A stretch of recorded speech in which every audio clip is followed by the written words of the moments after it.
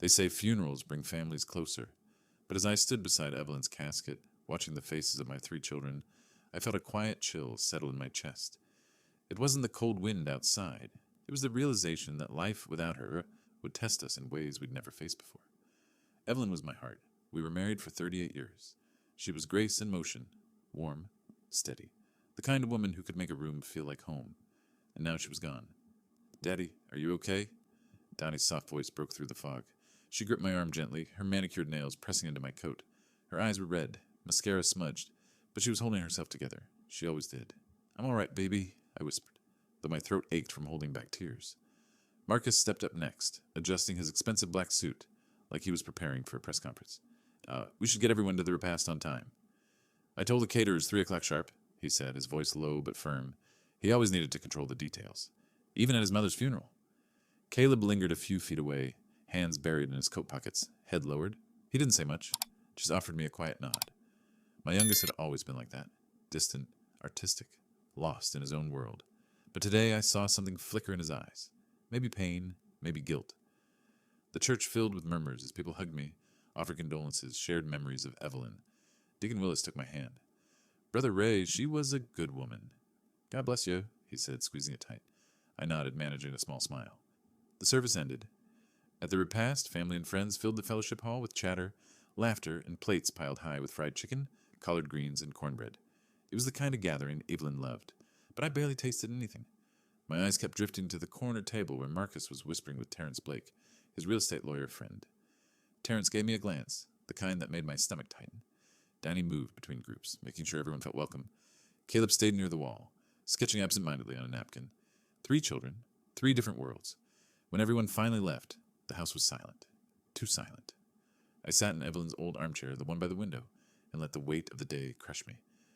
That's when I saw the envelope. It was tucked neatly inside one of Evelyn's recipe books. My hands trembled as I opened it. Inside was a handwritten note, dated 2 months before she passed. "Ray, if you're reading this, I know my time's close. Promise me you'll keep the Savannah house safe. You know how much it meant to Aunt Bernice and to us. Use it as your peace. Don't let anyone take that from you. I trust you. Evelyn." My breath caught. The Savannah house. Most people didn't know Evelyn inherited that house years ago. A quiet 2-story home near the coast with white shutters and a porch swing. She loved. We spent summers there when the kids were young. She used to talk about retiring there. Just the 2 of us. No noise, no drama. I closed my eyes and pictured it. Spanish moss hanging from oak trees. The sound of crickets at night. Her laughter echoing through the hallways. That house was more than property. It was a promise. Later that night, Marcus stopped by my room. "Dad, I've been thinking," he began, his tone too smooth. "Mom's estate. It's a lot to handle.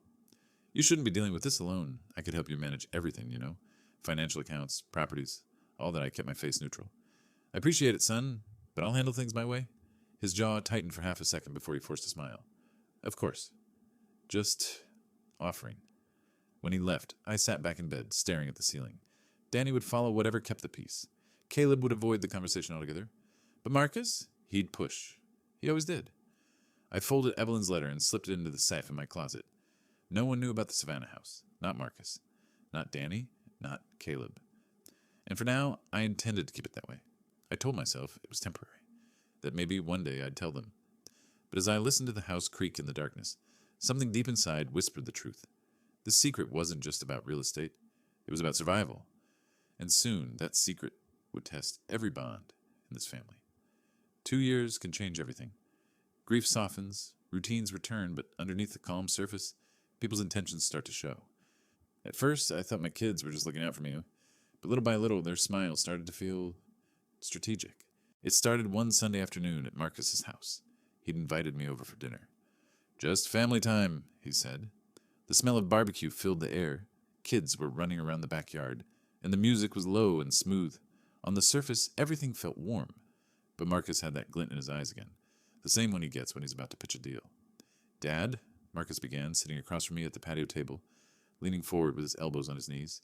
"I've been thinking you shouldn't be living alone anymore." I raised an eyebrow. "I'm doing just fine on my own." He chuckled like I'd said something cute. "No, I mean it. You're 64 now.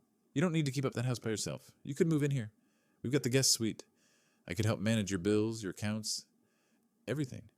It just makes sense." I sipped my iced tea slowly, letting the silence hang. Marcus, I appreciate the offer, but I like my space. Yeah, but space doesn't keep you safe. He shot back quickly, that salesman edge sliding through. If something happened to you, we wouldn't even know right away. You need someone looking out for you. Someone responsible. I looked straight at him. You mean someone like you? He smiled, but it didn't reach his eyes. Exactly. Danny came over just then, balancing a tray of cornbread. Y'all serious, talking again, she joked, setting it down. She gave Marcus a quick look, that quiet sibling signal that said, don't push too hard yet. Later that night, after the plates were cleared and the grandkids were tucked in, Danny pulled me aside in the kitchen. Daddy, Marcus has a point.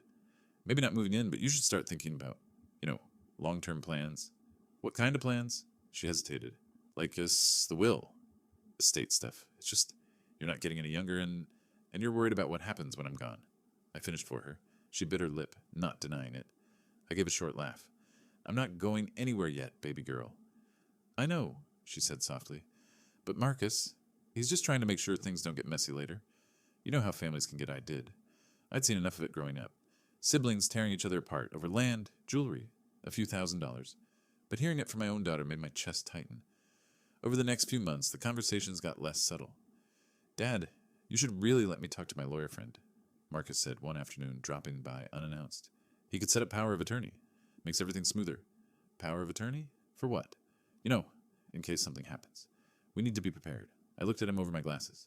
And by we, you mean you. He didn't flinch. I'm the oldest. It's my responsibility to keep everything in order. Meanwhile, Danny's visits grew shorter. She had her own family to worry about. Soccer practice, PTA meetings, bills. She meant well, but I could tell she was letting Marcus take the lead. And Caleb, Caleb barely called anymore. A few texts here and there. He'd moved to Charlotte and buried himself in his art. I didn't blame him for escaping, but his silence created more space for Marcus to maneuver. On the surface, I kept my smile polite. I went to family dinners. I nodded through their concerns. But inside, a slow unease started growing. They didn't know about the house in Savannah. Evelyn's house. My sanctuary. But listening to Marcus talk, watching Danny follow his lead, I knew exactly what would happen if they ever found out. To them, it wouldn't be my piece.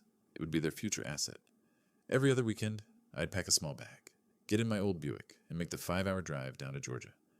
The moment I turned onto that quiet, oak-lined road, something inside me exhaled. Spanish moss hung low over the street like a soft curtain. The house stood there, exactly as Evelyn had loved it. White shutters, wide porch, and that old swing creaking gently in the breeze. I'd spend my weekends fixing it up, painting the porch, replacing the shutters, tightening loose floorboards. I'd talk to Evelyn like she was sitting in the swing, watching me work. You'd laugh if you saw me out here with a hammer in this heat, I'd mutter, wiping sweat from my forehead. But I promised, didn't I? I didn't tell a soul where I was going.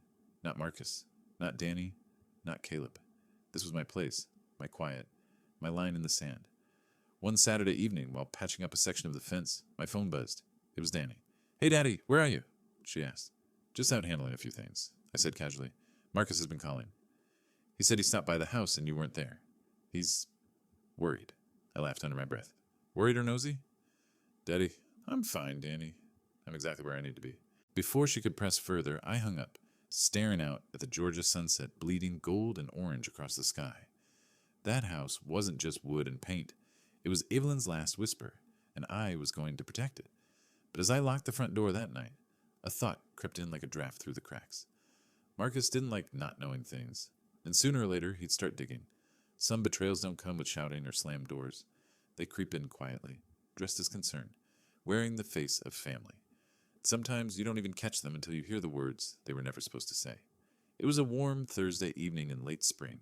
I'd just come back from Savannah after a long weekend of repainting the porch railings. My body was tired, but my spirit felt light. Like Evelyn had been sitting on that porch swing, keeping me company.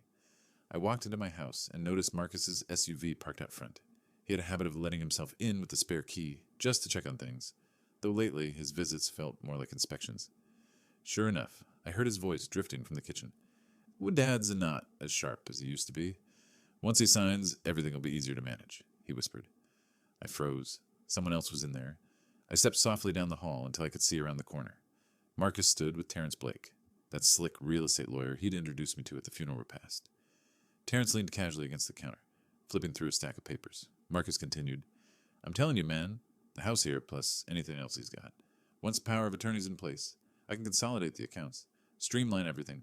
My sisters won't even know what's going on until it's done. Terrence smirked. And he'll actually sign? Marcus laughed quietly. Please? He trusts me. All I gotta do is frame it like it's for his protection. He's old school. Still believes the oldest son handles the family business.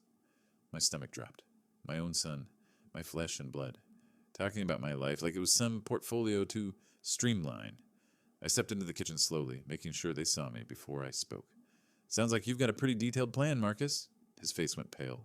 Terrence straightened, trying to play it cool. Mr. Holloway. I held up my hand. Save it. Marcus cleared his throat, forcing a laugh. Dad? Hey, you weren't supposed to hear it like that. Oh? I crossed my arms. And how was I supposed to hear it? He shifted uncomfortably. It's not what it sounds like. Look. We've been talking about setting things up so you don't have to stress. I don't want you worrying about bills or paperwork. I just want to make sure everything is handled. I stared at him, letting the silence press down like weight. Handled by you, I finally said. Marcus didn't answer. Terrence stepped forward with his lawyer smile. Mr. Holloway, Marcus has your best interest at heart. He's simply being proactive about... Get out, I said quietly. Terrence blinked. Excuse me? I said, get out of my house. Now, Marcus held up his hands. Dad, come on, you're overreacting. Marcus, either he walks out or you both do. I snapped. That got them moving. Terrence gathered his folder quickly and slipped out the back door. Marcus stayed behind, pacing the kitchen like a caged animal. You're making this harder than it has to be, he muttered. And you're forgetting I'm not dead yet, I shot back. For days after that, things felt tense. Marcus tried to act normal, calling like nothing happened, but his voice carried a sharper edge. Danny started visiting more, clearly sent in as the soft touch. Daddy, she said one Sunday afternoon, sitting across from me at the dining table. Marcus didn't mean any harm. He just worries about you. I raised an eyebrow. He worries about my assets, not me. She winced. That's not fair. Fair is me living my life without my own children plotting behind my back, I said calmly. She lowered her eyes, picking at her nails like a little girl again. You know how he is. He likes control. He always has. But he means well. He's just intense. Danny, did he tell you about that conversation I overheard? She hesitated. Some of it. And what did you say? She looked up, guilt in her eyes. I told him to chill. That this isn't the time to push you. I leaned back in my chair, exhaling slowly. I loved Danny, but she'd always been the peacekeeper, smoothing edges, avoiding real fights. And Caleb? Still silent. He hadn't called in weeks. Meanwhile, Marcus wasn't slowing down. One afternoon, I came home to find 2 envelopes in the mail, both from law firms. One was a courtesy consultation letter from Terrence's office. The other was from a different estate lawyer, someone Marcus clearly contacted behind my back. I didn't say a word to him. Instead, I called someone Evelyn had trusted for years, Vivian Monroe. She was sharp as a tack, no nonsense, and had helped us with legal matters long before Marcus ever thought about managing anything. Ray, she said after I explained the situation, you need to secure your assets. Quietly. If your son's already involving lawyers, you can't afford to be passive. What do you suggest? I asked. We'll start with locking down any property titles, financial accounts, and ensuring no power of attorney slips through. And if there's anything they don't know about, her voice lowered slightly, keep it that way. I thought of the house in Savannah, the porch, Evelyn's letter. I've got something they don't know about, I said. Good, she replied. Let's keep it that way. Weeks passed, and Marcus's behavior grew bolder. He started dropping hints during family gatherings, talking loudly about legacy planning in front of Danny and the grandkids. Dad's getting older, he said one evening over dinner, carving into his steak like he was at a board meeting. It's time to think smart. We don't want any messy surprises later. I watched Danny glance nervously at me. Caleb wasn't even at the table. He'd stopped showing up altogether. Surprises? I asked, keeping my tone light. Marcus smirked. Yeah, like finding out Dad made some unusual decisions without consulting the family. I set down my fork slowly. Marcus, if I ever decide to do something with what's mine, it won't be a surprise. It'll be a choice, and it won't require your permission. The air at the table grew cold. Danny tried to change the subject, but the damage was done. He was testing boundaries now, pushing to see how far he could go. One evening, about a month after the kitchen incident, I was in the den watching a game when my phone buzzed. A text from a number I didn't recognize. He's planning something. You should be careful. No name. No follow-up. Just that. I stared at the message, my heart thumping. My first thought was Marcus, of course. But the way it was worded, it sounded like someone close to him. Someone who knew his moves. I tried calling the number. It rang once, then went dead. I leaned back in my chair, the hum of the TV fading to a dull murmur. Evelyn's voice echoed in my mind like a whisper. Keep the house safe. Marcus wasn't just pushing anymore. He was moving. and I had no idea who was feeding me information from the inside. But one thing was clear. This wasn't just family tension anymore. It was a battle, and it had officially begun. Some wars aren't fought with shouting. They're fought in silence, measured looks across dinner tables, phone calls that end a little too fast, and plans whispered behind closed doors. That's exactly how the distance between me and my children began to grow. Quietly, like a crack spreading through glass. After that anonymous text, something inside me shifted. I stopped explaining myself. I stopped justifying every move. Instead, I started listening. I knew Marcus was moving behind the scenes, and the only way to protect what mattered was to stay 2 steps ahead. A week later, Marcus dropped by unannounced again. He walked in like he owned the place, flipping through mail on my counter. Still no response from Terrence, he muttered, like I owed him something. Maybe that's because I told him to stay away, I replied, not looking up from the newspaper. He froze. You what? I folded the paper slowly and met his eyes. This is my house. My life. I don't need Terrence or you handling my affairs. Marcus let out a short, disbelieving laugh. Dad, you're being ridiculous. I'm trying to help you. No, I said evenly. You're trying to control me. His jaw clenched. You're twisting this. No, Marcus, I said quietly. I'm finally seeing it clearly. He stared at me for a long moment. No smile, no charm this time. Just that hard, businesslike stare he used when a deal started slipping away. Then he turned, grabbed his jacket, and stormed out without another word. I watched his taillights disappear through the blinds, a heavy knot forming in my stomach. Something told me that wasn't the end of it. That was just the warning shot. The following week, I drove down to Savannah to meet with Vivian Monroe, the lawyer Evelyn and I had trusted for years. Her office sat on the corner of an old brick building with walls lined with family photos and shelves stacked with legal binders. She greeted me with that same firm handshake I remembered. Ray, good to see you. I reviewed what you sent over. Marcus is making moves, all right? And not subtle ones. I figured as much, I said, settling into the chair. She opened a folder. Here's what we're going to do. First, we'll secure the deed to the Savannah property by placing it in a trust under your name only. That keeps it legally separate from any future power of attorney shenanigans. Second, we update your will, quietly. We'll structure it so no one can meddle with it without a court battle. I nodded slowly. And Marcus? She gave a small smile.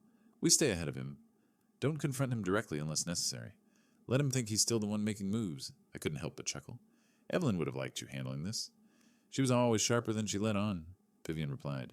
And I can tell she left you a few cards to play. She was right. That house wasn't just real estate. It was Evelyn's ace in the hole. And now it was mine. Back home, I pulled away emotionally from the kids. Not out of spite, but strategy. Danny would stop by with casseroles, trying to soften the growing tension. Daddy, Marcus is just stressed, she said one afternoon while standing in my kitchen. He wants to make sure everything is secure. Danny, sweetie, you ever notice how every conversation lately is about stuff? I asked, stirring sugar into my coffee. Not memories. Not family. Just, what's left behind? She looked down. He doesn't mean it like that. Yes, I said gently. He does. She sighed, rubbing her temples. I just don't want to be in the middle of this. I reached across the table and squeezed her hand. Then don't be. Just be my daughter. Not the referee. For a moment, her eyes softened like when she was a kid, but I could tell she was torn, trapped between loyalty to her brother and love for me. Caleb was a different story. I hadn't heard from him in weeks. Finally, I called. Hey, he answered, sounding distracted. Son, you alive out there? I asked with a light laugh. Yeah, just busy, he said. I could hear brushes clinking in the background. He was painting again. You know your brother's been stirring up trouble, I said. Marcus is always stirring up trouble, Caleb replied dryly. That's why I moved out of state. Yeah, well, this is different. He's trying to get control of my estate. There was a pause. Then Caleb sighed. You know how he is, Dad. He's the oldest. He thinks everything's his responsibility. Responsibility? I echoed. Or entitlement? Caleb didn't answer right away. I don't want to get in the middle of all that, he finally said. But keep your guard up. Seriously. His words weren't warm, but they were real. Caleb had always been distant, but he saw through Marcus better than anyone. Over the next few months, I made regular trips to Savannah.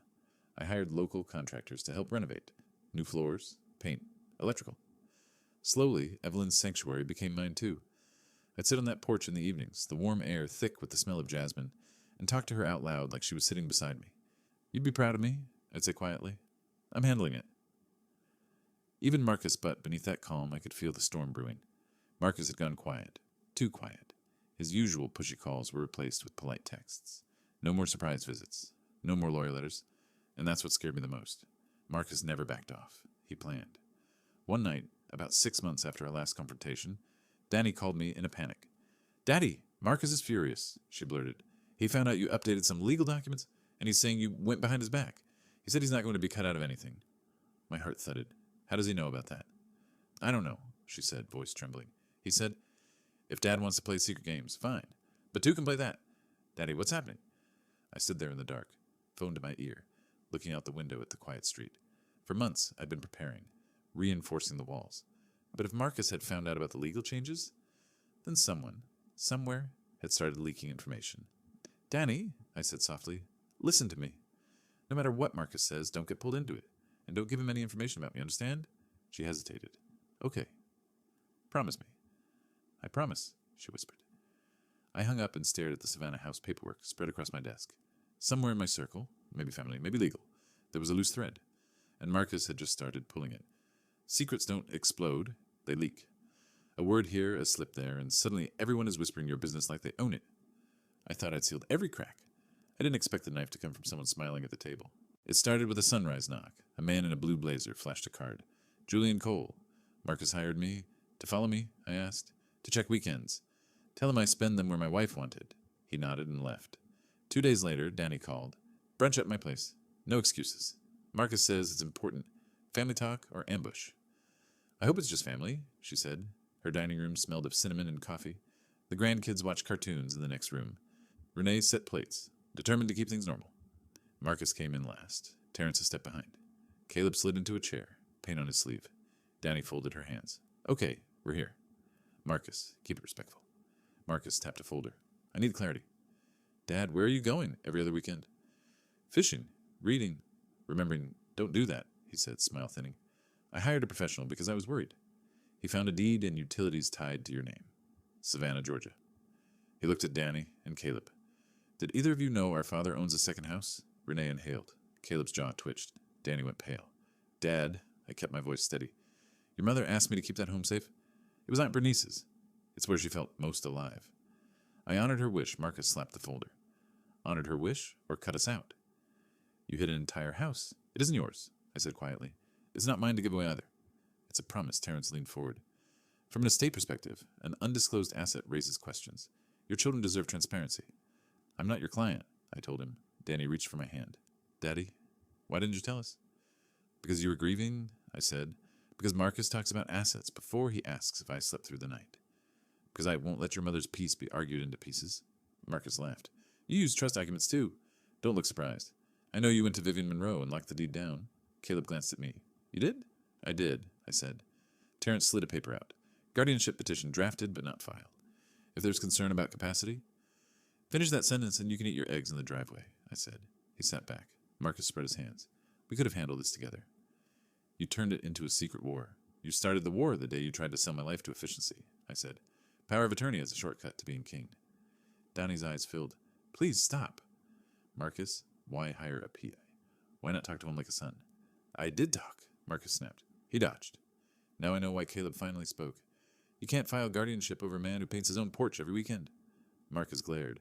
"You don't get to speak on responsibility from 300 miles away." "Say that again," Caleb said, standing. "Sit," I said, sharper than I meant. He froze and then sat. Danny wiped her eyes. "Daddy, if the house is about Mom, say that." "Marcus, if this is about feeling left out, say that. Don't hide behind legal words." Marcus's face softened, then hardened. "Fine. I felt lied to, like you picked a house over your children." "I picked your mother's last wish," I said. "If you love her, respect that." Terrence cleared his throat. "Emotion aside, practical steps exist. Comprehensive disclosure, updated beneficiaries." "You need to stop talking," Caleb said.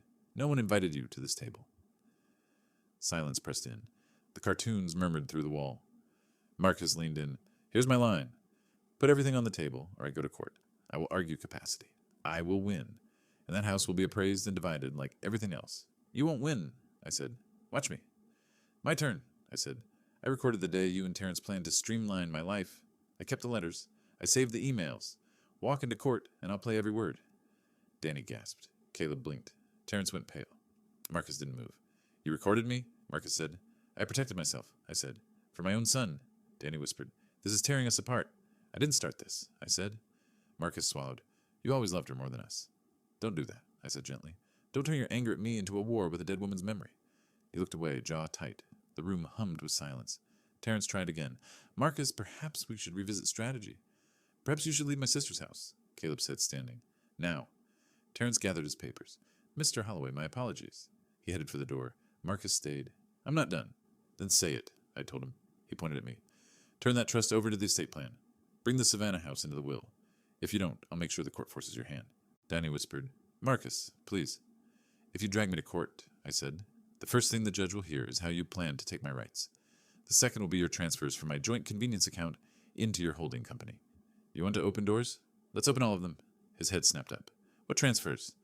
Vivian found them, I said, behind fancy names and monthly advisory fees. Danny looked from me to Marcus. Tell me that's not true. He didn't answer. Caleb let out a breath. There it is.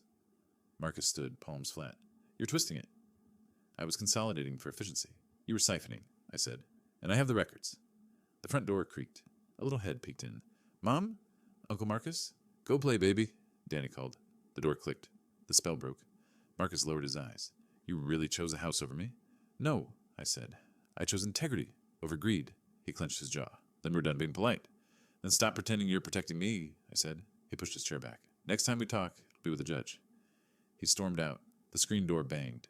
An engine started. Silence settled hard. Danny sat slowly. Daddy, what happens now? I looked at Caleb. He looked back. I thought of Julian at my door, of Vivian's folders, of Evelyn's letter in my safe. I exhaled. Now, I said, sliding a small flash drive onto the table and tapping it twice, we make the first move. Some fights are won with fists. Mine would be won with patience, recordings, and signatures. I stopped arguing with Marcus. I started building a case. Vivian slid a binder across her desk. Timeline, exhibits, and a plan, she said. We control the narrative. What's first? Lock the money, then pull the truth into the light. She dialed the bank on speaker. Mr. Kenner, this is attorney Vivian Monroe with Raymond Holloway present. We're revoking convenience access and closing any joint arrangements opened within the last 3 years. The manager cleared his throat. Mr. Holloway, do you consent? I do. Effective immediately. Vivian ended the call. Now we create a clean trail. New accounts in your name only. 2-factor authentication. Paperless statements. Marcus can't move what he can't see. And the siphon money? Forensic accounting, she said. Lydia Price. We met Lydia in a small conference room. She wore glasses and a calm smile that felt like a scalpel. I'll need 12 months of statements, emails, and any advisory invoices, she said. I handed her a folder. Terrence called them efficiency fees. Her eyebrows lifted. Efficiency for whom? Leave this with me. When she left, I exhaled. Vivian, who warned me? That anonymous text. Could be anyone close to Marcus, she said. Could be someone tired of being used. 2 days later, my phone buzzed. Meet me at Felton's Diner. Back booth. Noon. Caleb drove down from Charlotte. If this is a setup, you're not walking in alone. Felton smelled like coffee and butter. We slid into the back booth. A man in a blue blazer approached. Mr. Holloway, he said quietly. Julian Cole. The investigator? He nodded. I texted you. I shouldn't have taken Marcus's job. Then I watched him talk about you like a target. It didn't sit right. Caleb crossed his arms. So now you're a whistleblower? Julian set an envelope on the table. Copies of my report, audio of Marcus's voicemail about pushing guardianship, and Terrence's email chain. If this goes to court, I'll testify. Why help us? My father died with his son trying to streamline him, he said. I'm done being part of that. I studied him. Thank you. You did wrong. Now do right all the way. I will, he said, and left. Caleb let out a breath. That's our inside voice. It's a start. Back at the Savannah house, we worked like men digging a trench. Caleb hid a recorder under the table. I backed up voicemails and exported texts. I organized everything into folders. Calls, transfers, pressure, guardianship. At dusk, we sat on the porch swing. I should have shown up sooner, Caleb said. You're here now. What's the endgame? Truth on the record, and your mother's wish, honored. My phone rang. Marcus, I put it on speaker. Hello? Since we're playing games, he said, bring the Savannah deed into the estate plan, or I file. File what? Emergency guardianship. Petition's ready. Caleb leaned forward. You're disgusting. Hi, little brother. Nice of you to finally care. Say that again. Gentlemen, I said, I'm not incompetent. I'm not confused, and I'm not yours to manage. Marcus laughed. We'll let a judge decide. Great. He'll enjoy your voicemails. Click. Caleb smirked. He heard that. Good. The next morning, we met Vivian and laid everything out. Julian's envelope, Lydia's notes, my recordings. This is leverage and protection, Vivian said. We'll preempt him. Motion to dismiss any guardianship for lack of basis, plus a petition to validate your plan and trust. What about criminal? Caleb asked. Build civil first, she said. Judges don't like children who abuse convenience accounts. She drafted filings while we waited. Lydia called that evening. I put her on speaker. I traced 6 transfers labeled advisory to a shell LLC tied to Marcus, she said. Amounts escalate month to month. Total $38,000, Caleb whistled. He stole from Dad. Use the word diverted, Lydia said. It plays better. Exhibits, Friday. After we hung up, I looked at the porch boards. Evelyn, we're getting there. That night, Danny called. Daddy, Marcus says you threatened him. I told him I'd play his voicemails in court. He's furious. He says you're being manipulated. By whom? Your lawyer, Caleb. Anyone who feeds your paranoia. Where are you, Danny? In the middle. I hate it. You don't have to stand there, I said. Stand by the truth. If this goes to court, will everything come out? Everything. I'm scared. I am too. Courage isn't the absence of fear. It's bringing the fear with you, a beat. I love you. I love you more. 2 days later, process servers arrived. 2 knocks, 2 envelopes. 1 for emergency guardianship. 1 to freeze suspicious assets. Caleb opened the door. You've got to be kidding, I signed. Vivian read them over the phone. Thin affidavit, lots of adjectives, no evidence, she said. We'll crush this. Court date? Monday at 9. Wear a calm suit. That weekend we rehearsed. Vivian asked. I answered. Do you forget things, Mr. Holloway? Sometimes where I put my glasses. Never who I am. Why keep the Savannah house secret? Because grief makes people hungry. I chose peace over feeding a fight Sunday night. Lydia delivered binders. Blue for money, red for threats, green for the trust. Caleb smiled. We look dangerous. We look prepared. Just before midnight, my phone buzzed. Check your front porch. No number. We stepped outside. A manila envelope lay on the swing. Inside were glossy photos. Me at the bank, me at Vivian's office, me and Caleb at Felton's. A note in black letters. You won't win. Caleb's jaw tightened. He's tailing you. Or someone else is. The porch light hummed. A moth battered the bulb. My anger rose, then cooled. Good, I said. Let them watch. Good? Caleb asked. Because tomorrow morning I get to talk back, with the truth under oath. For the first time in months, I wanted the sun to hurry. Some doors change everything the moment they open. When I walked into the courthouse that Monday morning, the air felt like glass, brittle, cold, ready to shatter with one wrong move. I wasn't just a father anymore. I was a witness to my own life. Morning, Mr. Holloway, Vivian said, joining me at the security line with a thin smile and a thicker case file. Caleb stood at my shoulder in a navy jacket, jaw tight. Danny approached a beat later, eyes swollen from a night of anxiety. Marcus was already inside, pacing with Terrence like a general before a siege. He spotted me and straightened. You came. I don't run from truth, I replied. Terrence adjusted his tie. Let's keep this civil. Vivian's gaze was cool. Control your client, and we will. We sat in a quiet alcove outside the courtroom. The clock ticked too loudly. My hands wanted to tremble. I made them fold instead. You ready? Caleb asked. As I'll ever be. The doors swung open, and a bailiff called numbers. We weren't up yet. Marcus drifted over, voice low. Last chance, Dad. Fold the Savannah house into the estate plan. End this, and I'll withdraw the petition. You can withdraw without conditions, I said. He smirked. Leverage has conditions. Caleb stood. Back off. Marcus didn't even look at him. Your background noise, Caleb. Danny stepped between them. Stop it. Both of you. She turned to me. Daddy, is there any way to keep this from exploding? Only if your brother stops lighting matches. Marcus laughed under his breath. I'm protecting our future. Our future doesn't start with stealing the present, I said. The bailiff called our case for a preliminary conference. We filed into a side room with too few chairs. A judge's clerk sat at the head with a tablet. Petitioner proposes emergency guardianship, citing concerns about capacity, the clerk recited. Respondent moves to dismiss. Counsel, any chance of resolution? Terrence smiled. If the respondent agrees to neutral oversight of finances, Vivian cut in.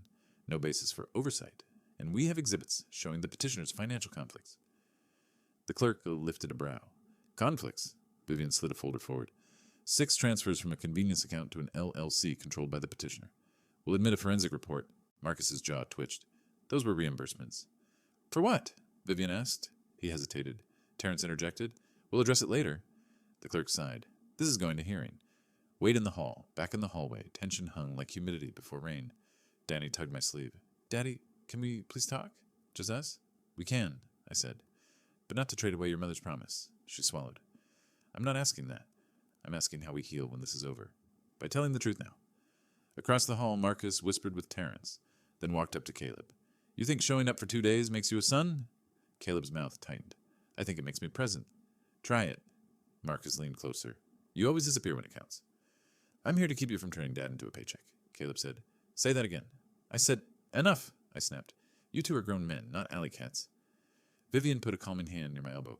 Save your breath for the judge. The door at the end of the corridor opened. Julian Cole stepped in, a clean suit, steady eyes. Marcus saw him.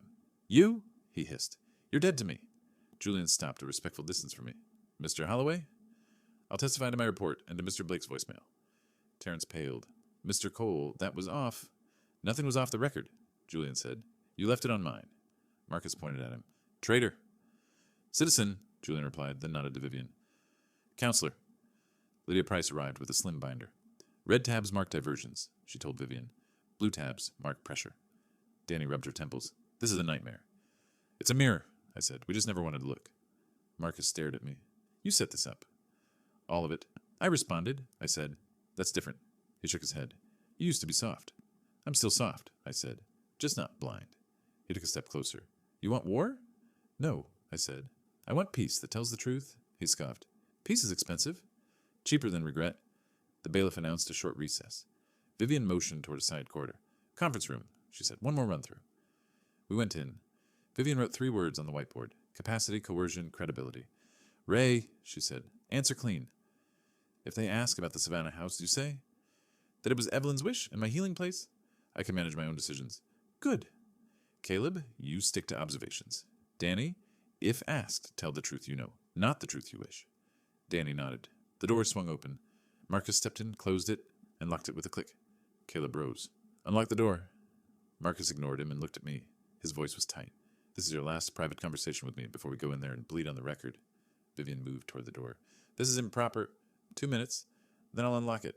I kept my seat. Say what you came to say. He stared at me. You want to know why I'm doing this? Because after Mom died, you picked a house over us. You disappeared into it. You stopped returning calls. You hid. You made me feel like a child again, like your presence was a favor, not a given. My breath caught. I was drowning. So was I, he said, eyes sharp. But I held this family together. I kept holidays going. I paid for repairs at your home. I drove Danny's kids to school. I did the work, and you kept secrets. I kept one secret, I said quietly. The one your mother asked me to keep. For a heartbeat, I saw my boy. Then the wall slid back. Fold the house into the plan, he whispered, or I'll spend every dollar making sure you lose control of the rest. Caleb stepped between us. Unlock the door. Now Marcus stared at him, then at me, and something bitter crossed his face. He turned, unlocked the door, and paused on the threshold. You want to fight? He said without looking back. Fine. Let's make it public. He left. Danny wiped her face. Daddy, he's wrong, but he's hurt. I know, I said. Truth and hurt can live in the same body. Vivian capped the marker and said, We hold the line. No theatrics. Evidence speaks. We returned to the hallway. The bailiff opened the courtroom doors. Before we entered, Danny squeezed my fingers. Whatever happens, I love you. I love you more, I said. Caleb leaned in. Tell it plain, Dad. They'll feel it. I nodded, breathing slow, counting to 4 the way Evelyn taught me on long nights. Across the aisle, Marcus stared straight ahead, but his hands were shaking. Parties for Holloway versus Holloway, he called. My chest felt heavy, but my spine stayed tall. I looked at Caleb. He squeezed my shoulder. Danny took my hand. Across the aisle, Marcus squared his shoulders beside Terrence, jaw set for war. The bailiff's voice rang out over the murmur, All rise! Some battles are loud. Others are fought in whispers, evidence folders, and courtrooms where every breath feels recorded.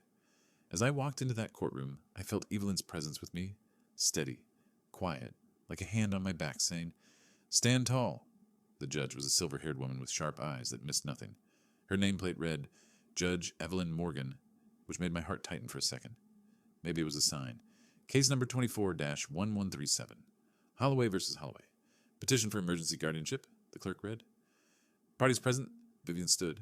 Respondent Raymond Holloway, present with counsel. Caleb and Danielle Holloway, attending as family witnesses, Terrence Rose. Petitioner Marcus Holloway, present with counsel. The judge nodded slowly. This is family, which means this will either be simple or chaos. Let's aim for simple. Mr. Blake, you may proceed. Terrence smoothed his tie like he was walking on stage. Your Honor, this case is about care. My client Marcus is deeply concerned about his father's capacity to manage complex financial and legal matters.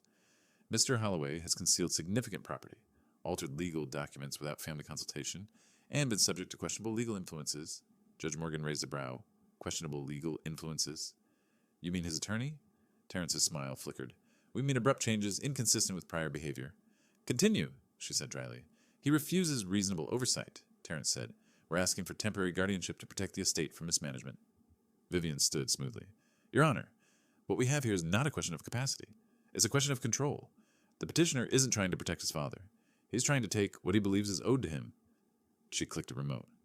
The courtroom screen lit up with Julian's audio file. Marcus's voice filled the room.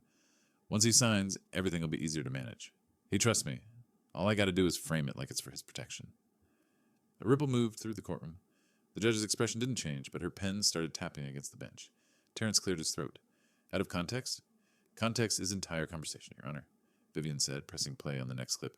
Terrence, and he'll actually sign? Marcus, please? He's old school. He thinks the oldest son runs the family. Vivian paused it. This was recorded by Mr. Holloway himself in his own kitchen, with no coercion. This is the plan Marcus set in motion. Marcus shifted in his seat, jaw tight. The judge leaned forward. Mr. Blake, I hope you advised your client about perjury penalties. Your Honor, Vivian handed the clerk a binder. Exhibit B, financial transfers from a joint convenience account to an LLC controlled by the petitioner. Forensic accountant Lydia Price is present to testify. Lydia walked up, calm and methodical. Your Honor, these 6 transfers were categorized as advisory fees. In reality, they're diversions to the petitioner's LLC. Total amount, $38,000 over 12 months. The judge frowned. Mr. Blake? Terrence shifted. Those were reimbursements for improvements. On which property? The judge asked. Marcus hesitated. His house, Vivian interjected, except he never authorized any. And he's been maintaining it himself. Judge Morgan scribbled something. Noted. Then Vivian looked at me. Ray, it's your turn. I stood, hands steady on the podium. Your Honor, I'm 64. I still drive myself. I manage my bills. I built the porch on my wife's house with my own hands. After she died, the Savannah property became my way to grief. I kept it private because grief turns people greedy. My son saw my life as a portfolio to manage. I see it as a promise to keep. Judge Morgan looked at me closely. Do you understand the responsibilities of your estate? Yes, ma'am, I said. I understand them better than my son thinks. She nodded. Thank you. You may sit. Caleb took the stand next. I live out of state, but when I came home, I saw exactly what was happening. Marcus doesn't want to care for Dad. He wants to control him. He called me background noise, but I've watched him do this to other people in business. He treats family like assets. Marcus snapped. You weren't here? Mr. Holloway, the judge warned. You'll have your turn. Then came Danny. She looked torn, holding tissues. I love my brothers. I love my dad. I thought Marcus was just being responsible. But when I heard that audio and saw those bank statements, I realized Dad was right to keep some things private. He's not incapable. He's just protecting what Mom wanted. Judge Morgan leaned back, fingers steepled. Petitioner, your witnesses? Terrence stood. Marcus will testify. Marcus took the stand, shoulders squared. I did what any responsible son would do. My dad is getting older. He hides major assets. He changes legal documents in secret. He doesn't communicate. Someone has to step up, Vivian asked calmly. And take $38,000 while doing it? Marcus flushed. Those were reimbursements.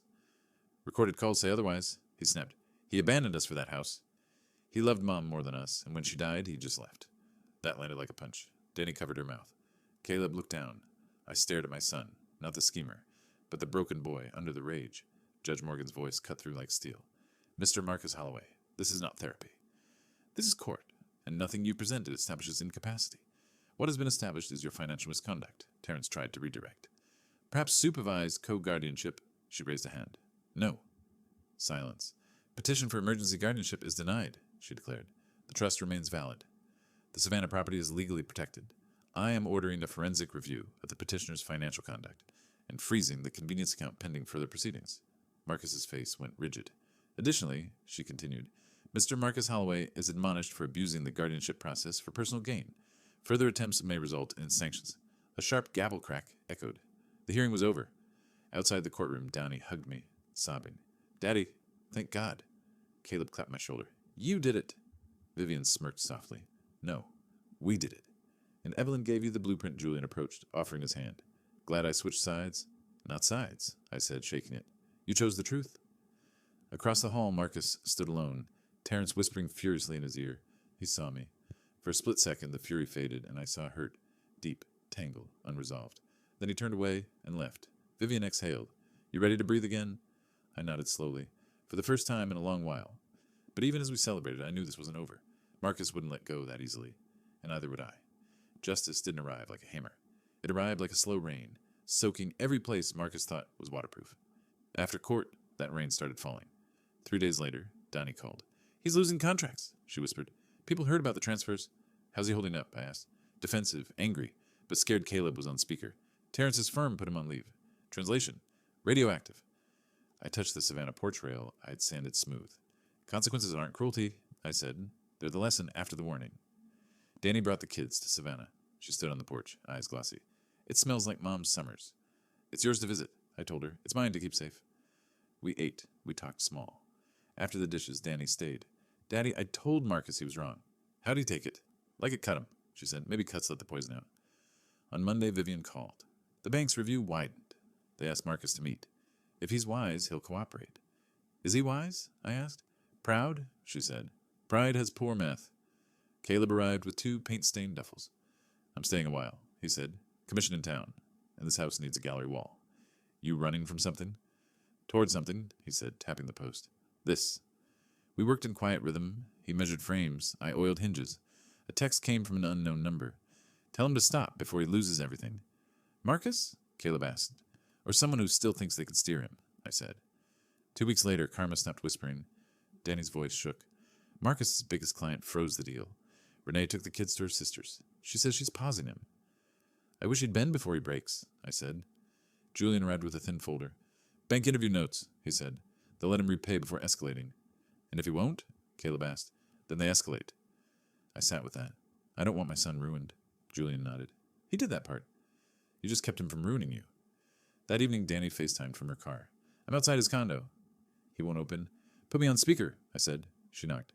Marcus, it's me, muffled through the door. Go home. I'm not leaving. The deadbolt turned. Marcus looked older, shoulders slumped. What? Apologize to Dad, she said. For what? For choosing control over love. He tried to smirk. It broke. Love doesn't protect assets. Love protects people, she said. Assets follow. He leaned on the frame. I don't know how to fix this.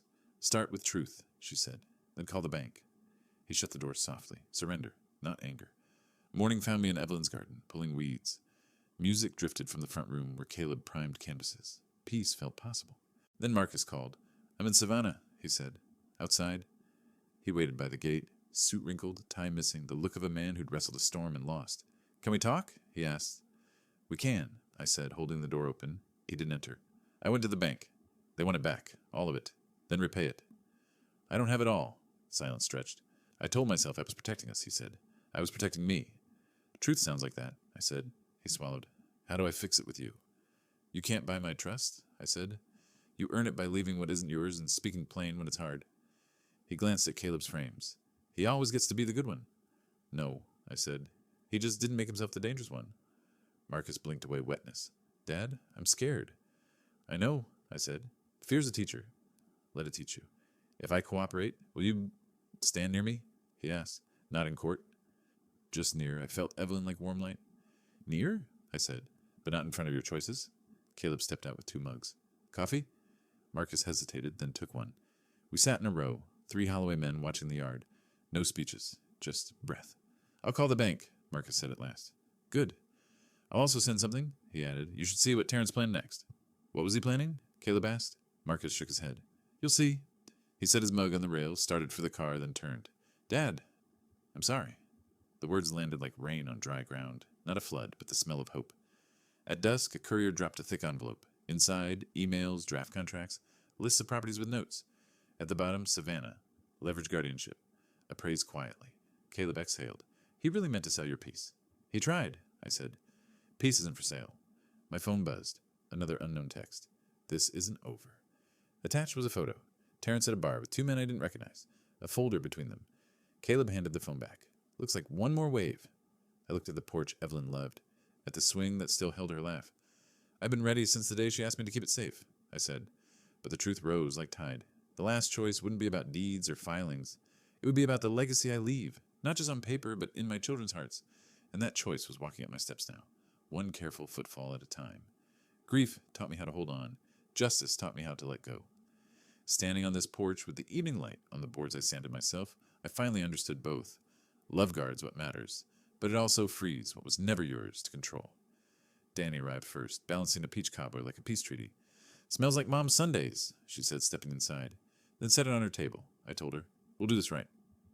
Caleb came next with 2 framed canvases, one of the Savannah porch at dawn, one of Evelyn's garden in bloom. He hung them carefully in the hallway, then stood back, quiet and proud. Marcus took the longest to appear. When he didn't come in fast.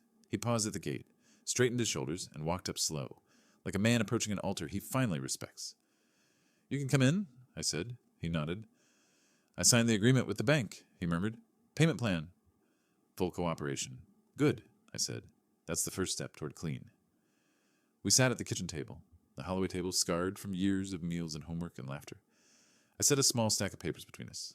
The updated will, the trust, the scholarship fund paperwork with Evelyn's name on top. Danny touched the folder. "Scholarships? For girls from our neighborhood who want to study nursing," I said. "Your mom wanted that. She said, a legacy with hands." Caleb smiled. "She did say that." Marcus's voice was rough. "Where do we stand, Dad?" "Not legally." "Us," I took my time answering. "We stand where truth can sit between us without being shoved off the table." He swallowed. "I can live with that." I slid a thinner envelope his way. "This is a letter I wrote while the case was pending. It says what I couldn't say in court. How proud I was of the boy who carried the heaviest boxes at every move, and how afraid I became of the man who carried other people's names onto his accounts." He didn't open it. He just rested his hand on it, eyes wet but steady. "I'll read it when I can handle it." "Take your time," I said, "but don't take forever."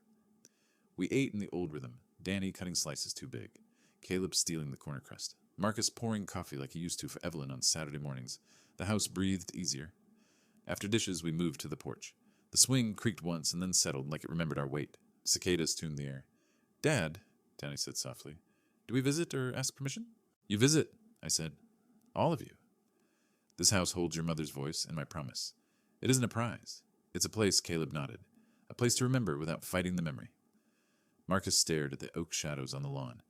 "And if I mess up again, then you tell the truth sooner," I said, "before it has to tell on you." He laughed once. Small, true. "Fair." I stood and faced them. "I changed my will. It's plain now, no secrets. The Savannah house stays in trust for me while I live. When I'm gone, it becomes a retreat for caregivers. 3 nights free for anyone who nursed a loved one through their last season. That's your mother's legacy. That's ours." Donnie covered her mouth, crying without sound. Caleb stared at the porch boards, like he was memorizing them. Marcus closed his eyes and breathed, a slow inhale that looked like surrender and beginning. A breeze moved through the moss and kissed the back of my neck. I felt Evelyn there. No thunder, no chorus, just quiet approval. "Ray," she would have said, laughing a little.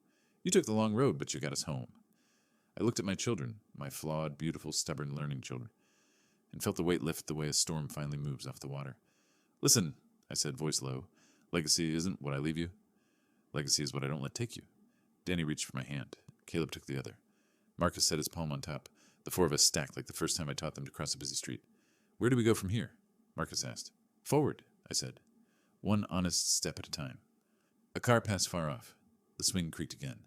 Somewhere a child laughed on another porch and a dog barked across the block. Ordinary sounds, holy as prayer. I looked out at the path I rebuilt and thought of the night I hid that letter in the safe. The night I promised Evelyn I would keep this house safe. I kept my promise. But tonight I learned the better lesson. A house can hold love, but love must hold the house. And as the first stars pricked through the darkening blue, I finally let go of the fear that kept me quiet and kept only the peace that keeps us true.